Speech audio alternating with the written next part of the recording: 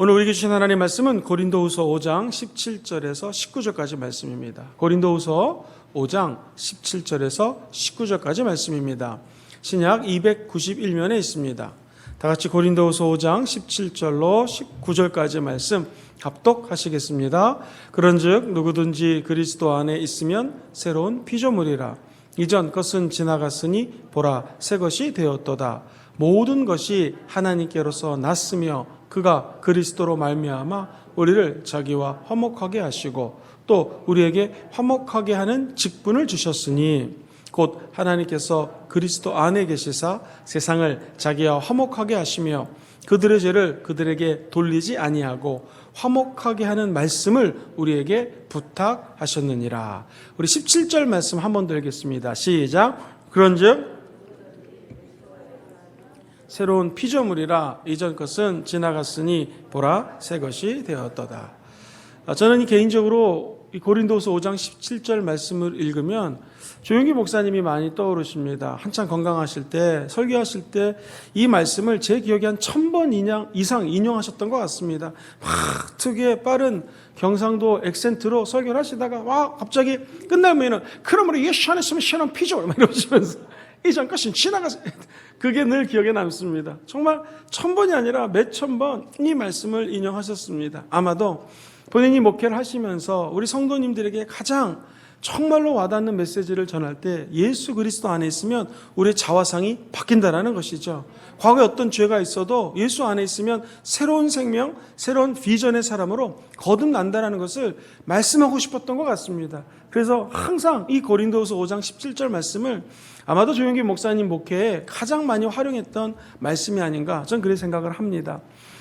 사실 조용기 목사님뿐만 아니라 전국에 있는 모든 우리 목사님들도 과거에 죄 지지 않는 목사님이 어디 있겠습니까? 세상 가운데 있다가 하나님의 은혜 가운데 주의 종이 되고 보니 정말로 예수 안에 있으면 새로운 피조물이 되었고 이전 것이 지나가고 새 것이 되었음을 선포하는 것이죠. 할렐루야! 어디 주의 종만 그렇겠습니까? 우리 주변에 있는 모든 사람들 한번 보십시오. 예수 믿으면 정말로 새로운 피조물이 됩니다. 그리고 하나님 주시는 새 생명과 비전을 가지고 살아가게 될 줄 믿습니다. 그런데 이 17절 말씀, 그 다음 말씀에는 무슨 말씀이 나올까요? 우리에게 예수 그리스도 안에 있으면 새로운 피조물 되는 축복을 주셨는데 그 이유는 저와 성도님들에게 화목하게 하기 위한 직분을 주기 위함이라고 얘기합니다. 이 예수 믿는 사람, 예수 그리스도를 닮아가는 사람의 특징은 화목하게 하는 사람이라는 것이죠. 2021년도 우리 성도님들 다 성령 충만해서 하나님과 사람 앞에 칭찬받는 성도들 되게 될 줄 믿습니다. 그러려면 예수님처럼 화목하게 하는 자가 되어야 되고요. 우리에게 예수님 때문에 맡겨준 사명, 화목해 하는 직분을 감당하는 저와 여러분 됐으면 참 좋겠습니다. 먼저 하나님과 우리 사람들을 화목시키는 사람이 돼야 됩니다. 같이 읽어볼까요? 시작. 하나님과 사람들을 화목시키는 사람. 자, 오늘 17절 말고 18절 말씀에 어떤 말씀이 나오는지 같이 한번 스크린을 보시면서 읽어보겠습니다. 시작. 모든 것이 하나님께로 났으며 그가 그리스도로 말미암아 우리를 자기와 화목하게 하시고 또 우리에게 화목하게 하는 직분을 주셨으니. 자, 말씀만 계속 좀 띄워주시죠. 이 구원받는 모든 은혜, 새로운 피조물이 되는 은혜 하나님께로 온 줄 믿습니다. 그것은 그리스도 때문에, 예수님 때문에 우리를 하나님과 화목하게 하시고 또 우리에게 무슨 직분을 주셨어요? 화목하게 하는 직분을 주셨다는 것입니다. 고린도후서 5장 17절 말씀에 능력이 있는 것은 무엇인가? 예수 믿고 새로운 피조물이 됐으면 이제 세상에 나가 믿지 않는 사람들과 하나님과 화목하게 하는 직분을 주셨다는 사실을 기억해야 됩니다. 칭찬받는 사람 특징은 내가 하나님과 화목하고 되고 난 다음에 믿지 않는 사람, 여러분 그 사람들을 하나님과 화목할 수 있는 통로로, 즉 복음 전하는 자로 살아야 된다는 것입니다. 이것이 까먹으면 안 될 것이 이 모든 길을 만들어 놓고 닦아주신 분은 우리 예수님이십니다. 주님이 길을 만들어 놨으니 우리는 그 길을 걸어가기만 하면 됩니다. 죄악 가운데 살아가고 있는 사람, 멀쩡해 보이지만 사실 가만히 얘기를 하면 세상 사람들은요, 속이 썩을 대로 썩어졌습니다. 이 오물이 가득 찼는데 우리 예수 믿는 사람은 예수 안에 있으면 새로운 피조물 돼서 이 오물들을 다 제거해버릴 수 있어요. 그런데 믿지 않은 사람들은 과거의 상처, 오기, 폐기, 세상 사람들이 얘기하는 야욕 가지고 살다 보니 속은 뭉들어졌지만 실제로는 떵떵거리고 사는 것처럼 보입니다. 그러나 그 마음속에 예수가 없는 사람들은 전부 다 참으로 고통 가운데 신음하고 있는 것을 보게 됩니다. 우리가 맡은 직분 무엇입니까? 그들에게 복음을 전해서 하나님과 화목한 관계를 유지할 수 있도록 하나님이 저와 여러분들을 부르신 줄 믿습니다. 그래서 18절을 지나 19절에는 이렇게 말씀하십니다. 시작. 곧 하나님께서 그리스도 안에 계시자 세상을 자기와 화목하게 하시며 그들의 죄를 그들에게 돌리지 아니하시고 화목하게 하는 뭐를 부탁하셨어요? 말씀을 우리에게 부탁하셨느니라. 자, 예수님이 우리를 부르신 콜링의 목적이 무엇인가? 화목케 하는 직분을 주셨고요. 그것도 모자라서 사랑하는 아들아 딸들아, 네가 저 믿지 않는 사람들에게 해야 될 일이 있는데 그게 뭐냐면 화목하게 하는 말씀을 부탁하셨다라는 거예요. 명령하셔도 될 텐데 너 이것 좀 해주겠니? 이 명령과 부탁은 틀리지 않습니까? 화목하게 하는 말을 저 사람들에게 전해라 라고 우리에게 부탁했다라는 것입니다. 이게 하나님과 화목하는 게 왜 중요하냐면요, 유명한 화가 레오나르도 다빈치라는 분을 기억하실 것입니다. 이분이 하루는 예수님 얼굴을 초상화를 그리고 있는데요, 이 화가를 꿈꾸는 많은 젊은 청년들이 이분 밑에서 그림을 배우고자 왔습니다. 미대를 졸업하신 분들은 알겠지만 이게 이 영감과 창조성이 있을 때 그림이 되지 않습니까? 열심히 예수님 얼굴을 그리고 있는데 이 아이들이 우당탕탕 깔려있던 나무 막대기를 잘못 짚어가지고 넘어진 겁니다. 그러니까 막 그야말로 영감 충만해가지고 예수님 얼굴을 그리고 있었는데 우당탕탕 이 화판 더미에 넘어져갖고 애들이 시끄럽게 하니까 이 화가가 화가 났습니다. 그래서 레오나르도 다빈치가 애들에게 야단쳤습니다. 조용히 하지 못했냐고 막 혼을 냈습니다. 그리고 나서 이 혼난 아이가 엉엉 울면서 밖으로 나갔습니다. 세계적인 화가가 예수님 얼굴을 열심히 그리려고 그러는데 잘 그릴 수 있을까요? 마음이 평안히 깨지고 그림이 그려지지 않더라는 것입니다. 그래가지고 이 도대체 하나님이 불어넣으셨던 영감이 어디 갔나? 내 안에 있던 창조성 어디 갔나? 생각해 보니 아까 전에 화를 냈던 것이 기억이 나서 밖에 있는 애에게 찾아갔습니다. 안으로 데리고 와서 아까는 내가 정말 미안하다. 네가 사실 잘못돼서 넘어진 건 맞지만 그렇게 야단치고 화내고 혼낼 필요는 없을 텐데 내가 사과를 할게. 그것 때문에 하나님이 나에게 주는 영감을 내가 막고 말았다. 너가 앞으로 화가가 되고 싶으면 절대로 하나님 주시는 영감을 깨뜨리려면 화를 내면 안 되고 하나님과 하나 되고 화목해 되는 것이 중요하다. 다시 화실에 왔으니 우리 같이 열심히 그림을 그려보자 라고 제자에게 얘기했다고 합니다. 그리고 나니까 레오나르도 다빈치의 간증은요, 예수님의 얼굴을 다시 예전처럼 잘 그리고 마칠 수가 있었다라는 것입니다. 이 화목해 하는 삶, 평화, 기쁨, 그리고 하나님의 능력이 나타납니다. 나도 모르게 화를 내고 하나님과의 화목이 깨지면 이웃과의 화목도 깨지게 됩니다. 사랑은 마음을 다하고 뜻을 다하고 목숨을 다하여 힘을 다하여 하나님을 사랑하는 게 첫 번째 되고 큰 강령이요 선지자요 율법입니다. 그런데 이것을 막는 것이 있는데 영적으로 마귀입니다. 마귀는 어떻게 해서든지 하나님 사랑을 못하게 합니다. 하나님과의 사랑이 끊기면 하나님과의 관계가 화목함이 떨어졌기 때문에 우리 마음속에는 분노나 좌절이나 짜증감이 다가오게 된다는 것이죠. 그래서 제가 아는 목사님은 구약을 전공하신 목사님이신데 항상 구약에서 화목 예배를 하나님께 드렸던 것처럼 그분은 먼저 예수님께 나아올 때 항상 하나님과 내가 예수 그리스도로 말미암아 그 피로 말미암아 화목해 되었습니다. 이제 나는 하나님께로 나아갈 수 있는 담력을 얻었습니다. 화목해 하신 하나님 찬양합니다. 예수님 보여 찬양합니다. 이렇게 기도를 시작한다는 거예요. 속으로 참 맞는 말이다. 우리가 다른 것들과 아무리 화목한다 한들 무슨 소용이 있겠습니까? 우리는 예수 믿는 자로서 먼저 하나님과 화목해 되는 축복과 직분을 누리시게 되기를 주의 이름으로 축원드립니다. 그리고 하나님이 우리에게 부탁하신 말씀, 화목해 하라는 말씀을 저와 여러분들이 끝까지 전하는 귀한 하나님의 백성들 다 되게 될 줄 믿습니다. 로마서 5장 1절은 사도 바울이 이렇게 편지를 썼어요. 같이 읽어봅니다. 시작. 그러므로 우리가 믿음으로 의롭다 하심을 받았으니 우리 주 예수 그리스도로 말미암아 하나님과 화평을 어떻게 해요? 누리자. 예수님 때문에 화평을 선물로 받았으니 이제 우리가 해야 될 일이 있는데 하나님 아버지와 화평을 누리자. 시작. 화평을 누리자. 예수 믿고 의인된 저와 여러분들은 주님 주시는 화평을 누릴 수가 있습니다.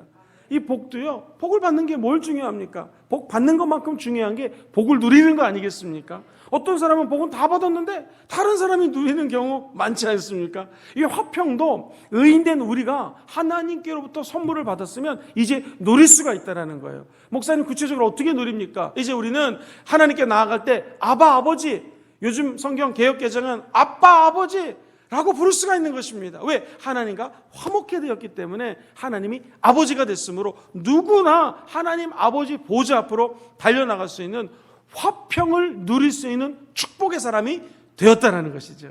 천국 갈 때까지 우리가 받은 축복, 하나님과 화평을 누릴 수 있는 축복이라는 거 잊지 않게 되기를 다시 한번 주의 이름으로 축원드립니다.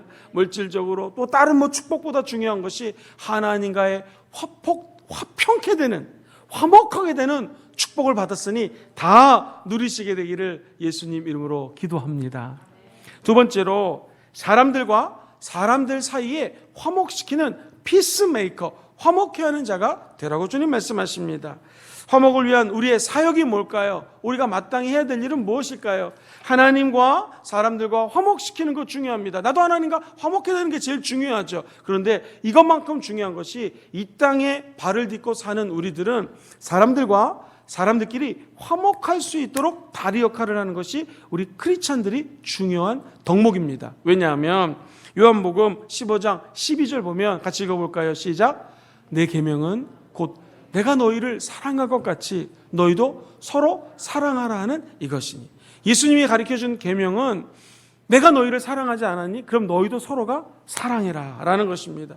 서로가 미워하면 안 된다라는 것이죠. 서로가 사랑하려면 에베소서 4장 1절로 3절 말씀을 기억할 필요가 있습니다. 시작. 그러므로 주 안에서 갇힌 내가 너희를 권고하노니 너희가 부르심을 받은 일에 합당하게 행하여 모든 겸손과 온유로 하고 오래 참음과 사랑 가운데서 서로 용납하고 3절 평안에 매는 줄로 성령이 어떻게 해요? 하나 되게 하신 것을 힘써 지켜라. 아까 제가 고린도후서 5장 17절 이하에 우리에게 직분을 주셨는데 그 직분이 뭐라고요? 화목케 하는 직분이라고 그랬지 않습니까? 에베소서 지금 막 읽었던 4장 1절에 보면은 같이 한번 1절을 띄워봐 주시죠. 주 안에 갇힌 내가 너희를 권고할 게 있는데 너희가 부르심을 받은 일, 자 부르심 받은 일이 뭐라고요? 화목하게 하는 직분이라고 그랬죠.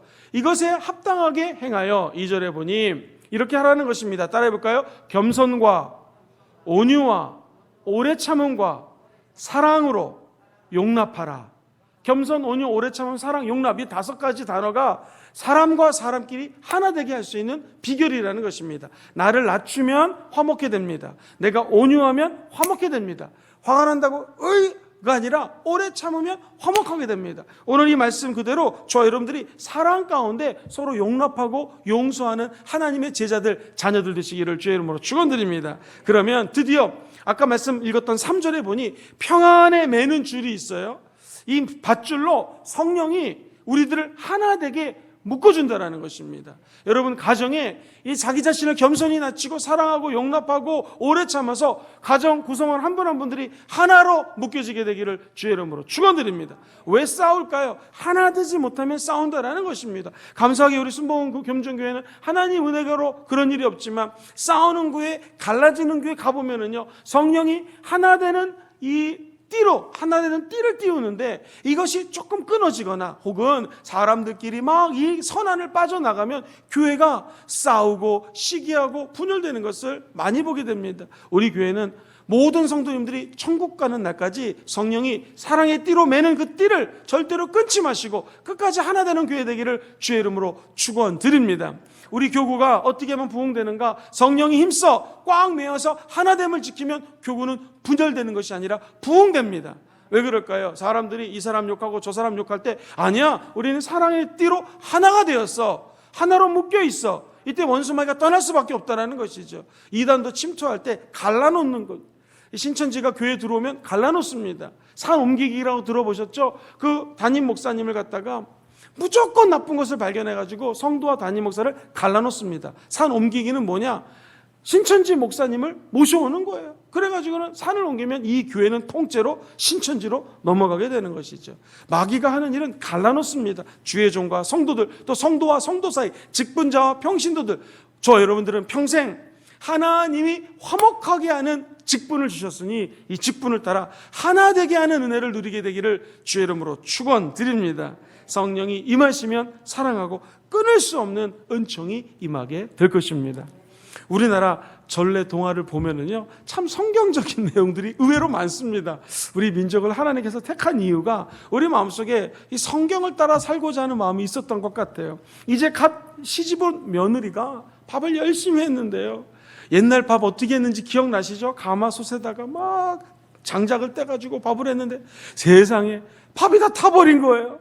엉엉엉엉 울고 있는데 남편이 이를 보고 딱 보더니, 여보, 내가 잘못했어. 지금 바빠서 내가 물을 조금밖에 길어오지 못해가지고 밥이 타고 말았네. 다음에 내가 물을 넉넉히 길어올 테니 밥이 안 탈 거야. 이렇게 위로를 했습니다. 시아버지가 지나가다가 이 얘기를 딱 들었어요. 근데 시아버지가 하는 말이, 아이고, 내가 요즘 힘이 딸려가지고 장작을 패는데, 장작을 쪼개는데 이걸 조그맣게 쪼개야지 불이 살살살살 타오르면서 밥이 잘 되는데 너무 크게 쪼개는 바람에 화력이 갑자기 세져가지고 이 밥이 타버렸으니 이 내가 잘못한 거다. 야, 걱정하지 말아라 라고 얘기했습니다. 이를 지나가다가 시어머니가 딱 보더니 딱 눈치를 채고 하는 말이, 내가 나이를 먹어가지고 밥이 타면 냄새가 나가지고 얼른 그 밥솥을 덜어내야 되는데 그냥 코가 잘 냄새를 맡지 못해가지고 이렇게 밥이 탄 거니까 이거 내가 잘못한 거다. 이래가지고 시어머니, 시아버지, 남편이 서로 위로하니까 이 며느리가 얼마나 큰 힘을 얻었는지 나중에는 밥 태워서 우는 것이 시댁 식구들의 사랑 때문에 엉엉 울었다는 것입니다. 혹시 며느리가 들어온 가정이 있으면 이런 가정 되기를 주의 이름으로 축원드립니다. 이 시어머니가 볼 때 얼마나 밥 태웠으면 속상했겠습니까? 쌀이 귀했을 텐데. 서로 덮어주고 서로 사랑해주는 것, 하나님이 우리에게 맡겨준 사명인 줄 믿습니다. 요한복음 15장 12절을 다시 한번 읽어봅니다. 요한복음 15장 12절 시작. 내 계명은 곧 내가 너희를 사랑한 것 같이 너희도 서로 사랑하라는 이것이라. 그래서 성경은 우리가 너무나 잘 아는 말, 성령이 우리 안에 임하시면 사랑의 띠로 묶어지게 되고 서로서로를 용납하고 화목하게 한다라는 거예요. 그래서 성령이 맺는 열매는 사랑과 희락과 오래 참음과 자비와 양성과 충성과 온유와 절제 같은 성령의 아름다운 열매를 맺게 한다는 것이죠. 그런데 마귀는 사랑의 반대말이 뭡니까? 미움입니다. 희락의 반대말이 뭡니까? 짜증나고 분나고 열받는 것입니다.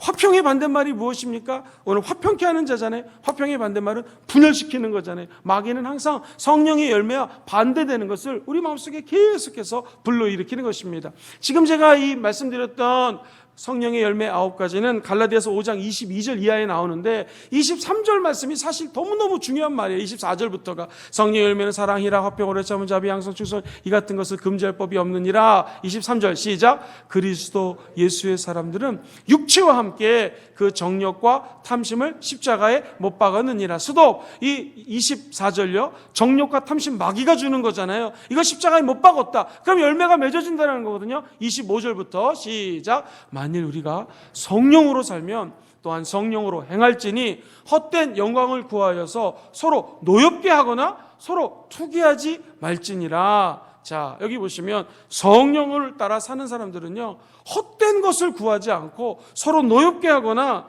서로 화나게 하지 않고 투기하지 않고 화목하게 산다라는 것입니다. 저 여기 계신 모든 분들이 그 하나님의 화목케 하심을 따라 사람들과 사람들을 평강으로 연결하는 귀한 하나님의 종들 되시기를 주의 이름으로 축원드립니다. 고린도전서 14장 33절 말씀에 하나님은 무질서의 하나님이 아니요, 다음부터 시작, 오직 화평의 하나님이시라. 모든 성도가 교회에서 함과 같이, 교회에서 필요한 것은 화평의 하나님이 지배하여 된다는 것입니다. 목사님, 우리가 할 수 있거든 무슨 일을 해야겠습니까? 로마의 편지 보내면서 사도 바울이 12장부터는요 실제적으로 너희들이 이렇게 실천해라 하면서 18절에 이렇게 권면을 해요. 할 수 있거든 너희로서는 모든 사람과 어떻게 해요? 더불어 화목하라. 이 은총이 저와 여러분들에게 늘 함께 하시기를 예수님 이름으로 축원드립니다. 목사님 좀 더 구체적으로 얘기해 주세요. 사람들하고 내가 화평케 하기를 원하는데 어떻게 하면 내가 사람들끼리 좀 화평케 할까요? 예를 들면 나를 힘들게 하는 사람이 있단 말이에요. 이 사람하고 어떻게 내가 화평하게 지낼 수 있겠습니까? 한번 따라해 보시겠습니까? 복을 빌라. 시작. 아예 그 사람에게 복을 빌어주는 것입니다. 하나님이 화평케 하는 자로 부르심을 불렀다면 내가 할 일은 축복해 주는 거예요. 과연 그런지 베드로전서 3장 9절 말씀 통해서 확인해 봅시다. 시작. 악을 악으로, 욕을 욕으로 갚지 말고 도리어 어떻게 해요? 복을 빌라. 이를 위하여 너희가 부르심을 받았으니 이는 복을 이어받게 하려 하심이라. 우리에게 부르심은 뭐라고요? 화평케 하고 욕을 욕으로 갚지 말고 악을 악으로 갚지 말고 오히려 그 사람을 어떻게 해요? 복을 빌어주라는 거예요. 축복해 주라는 거예요. 한번 연습해 봅시다. 어떤 사람이 나에게 너무너무나 짜증나는 말을 하고 막 힘들게 하고 피해를 주고 나를 다치게 했어요. 아프게 했어요. 그럼 어떻게 해야 돼요? 그 사람을 향해서 복을 비르는 거예요. 만약 그 사람이 철수라고 가정해 봅시다. 철수가 여러분을 괴롭혀요. 그럼 어떻게 돼요? 철수야 복 받아라 이렇게 복을 빌면 되는 거예요. 자, 영이라는 사람이 옆 사람을 이제 여러분을 막 공격합니다. 힘들게 합니다. 어떻게 해요? 영이야 복 받아라. 이게 우리가 하나님께로부터 받은 부르심이라는 것입니다. 꼭 선교사로 안 나가도 꼭 목사님, 전도사님 안 돼도 우리에겐 부르심이 있어요. 부르심 중에 가장 큰 부르심은 화목케 하는 것입니다. 화평케 하는 자예요. 그리고 나에게 힘든 사람이 있어도 복을 빌어주는 것입니다. 그러면 하나님은 그 입술의 열매를 통하여 더 큰 은혜를 허락하여 주실 것입니다. 복을 비는 건 누구나 할 수 있어요. 이거보다 조금 더 어려운 게 한번 따라해 볼까요? 악한 사람에게 선을 행하라. 선을 행해 주는 거예요. 베드로전서 3장 10절로 12절 시작. 그러므로 생명을 사랑하고 좋은 날 보기를 원하는 자는 혀를 금하여 악한 말을 그치며 그 입술로 거짓을 말하지 말고 11절 악에서 떠나 선을 행하고 화평을 구하며 그것을 따라. 악에서 떠나 어떻게 해요? 선을 행하고 뭘 구해요? 화평을 구하라는 것입니다. 2021년도가 이제 시작됐습니다. 저 여러분들이 악에서 떠나고 저 여러분들의 입술을 통하여 화평을 구하며 사랑을 나누고 오늘 말씀 그대로 선을 행하는 하나님의 자녀들 되시기를 주의 이름으로 축원드립니다. 두 가지 기억하세요. 어떻게 화평케 한다고요? 복을 빌어주는 거고, 좀 어렵지만 오히려 그 사람에게 악을 악으로 갚지 말고 선을 행하는 것입니다. 그러면 저 하늘에서 하나님이 모든 것들을 보시고 30배, 60배, 100배, 1000배 만배로 대갚아 주십니다. 마지막 세 번째로 화목하면 어떤 결과가 있을까요? 의의 열매를 거두게 됩니다. 야고보서 3장 18절 읽어봅니다. 시작. 화평케 하는 자들은 화평으로 심어서 뭘 거둬요?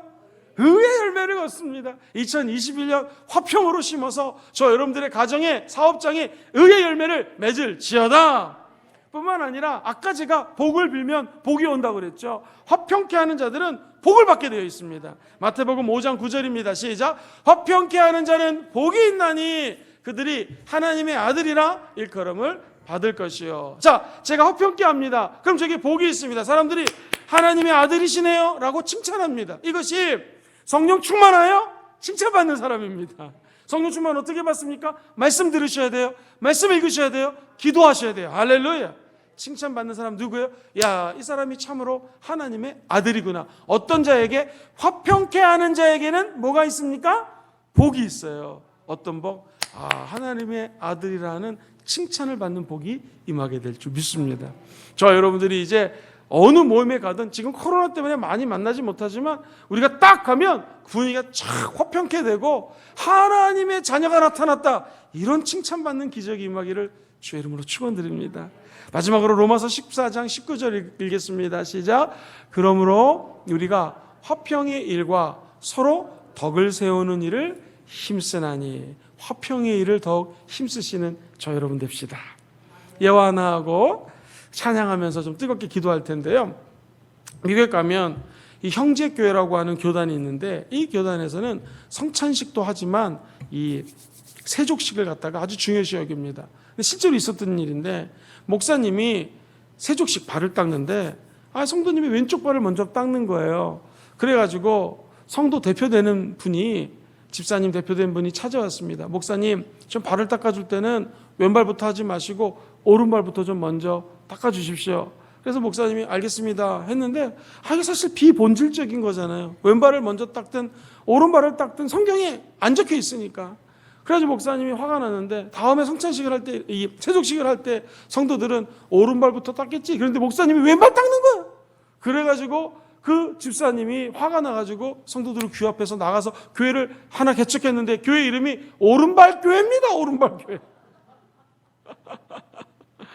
우리는 비본질적인 거, 본질적인 게 아니면은 다 그냥 넘어가시게 되기를 주의 이름으로 축원드립니다. 천국 가는데 지장 없으면 그냥 화목해 하고 나가는 게 더 좋습니다. 괜히 천국 가는 거 아니라면, 천국 가는데 꼭 못 가게 하는 거 있죠? 아주 본질적인 거, 예를 들면 예수 믿고 구원받는 거, 성령 충만해야 되는 거, 방언받는 거, 이거 본질이죠. 이런 거 아니고는 그냥 웬만하면 넘어가시게 되기를 주의 이름으로 축원드립니다. 이게 화평케 하는 자의 하나님 주신 복인 줄 믿습니다.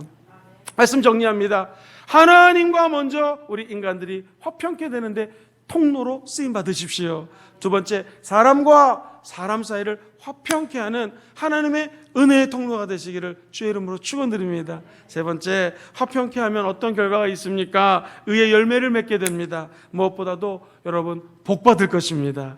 우리 입술로 복을 빌어버리고 오히려 악한 자들에게 선을 행하는 축복의 통로들이 되시기를 예수님 이름으로 다시 한번 축원드립니다. 할렐루야.